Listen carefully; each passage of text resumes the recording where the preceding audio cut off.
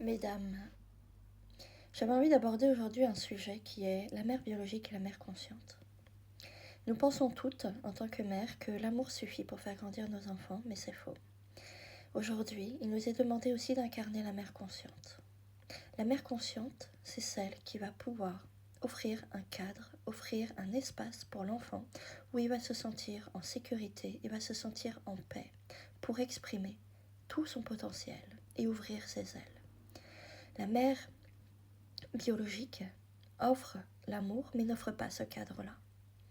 Une mère consciente, c'est quoi? Une mère consciente, elle a la capacité de créer cet espace où l'enfant va pouvoir déposer toutes ses émotions, va pouvoir déposer ses peurs, va pouvoir travailler sur son estime de soi et sa confiance de soi, c'est-à-dire que la mère aide l'enfant à s'élever par rapport à ça, lui donne les outils, lui donne les ressources qu'il a à l'intérieur de lui pour traverser ce qu'il va devoir traverser, et aussi ce cadre stable. Aujourd'hui, les mères n'ont pas appris à faire ça. Beaucoup de mères n'ont pas appris à faire ça. Sachez, mesdames, que c'est possible d'apprendre à faire ça. D'abord pour vous et ensuite pour vos enfants. Pourquoi il est nécessaire de faire ça?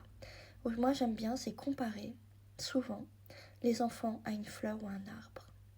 Si les racines sont nourries d'un point de vue engrais, sont nourries d'un point de vue eau, d'un point de vue soleil, d'un point de vue bonne terre, la plante va donner tout son potentiel.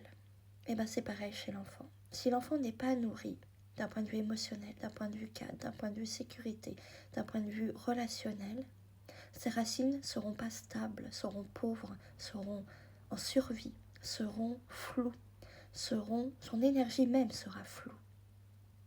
Il n'aura pas, pour moi, la capacité, en tout cas tant qu'il n'en aura pas conscience, de développer ce qu'il désire.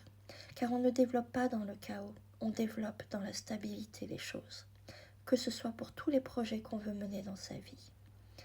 Et je pense, mesdames, aussi, que toutes les femmes ont besoin de faire ce travail pour elles-mêmes, car nous avons grandi dans des états de survie, dans des états de chaos, dans des états où nous n'avions pas les outils pour arriver à donner ça à nos propres enfants. Et le souci, c'est que lorsqu'on ne donne pas ça à un enfant, il va continuellement aller chercher à l'extérieur l'amour et la sécurité qu'il ne trouve pas à l'intérieur de lui. Mesdames, prenez soin de vous et prenez soin de vos enfants. Et si vous voulez que ça change, vous pouvez me contacter. Je vous dis à très bientôt. Au revoir.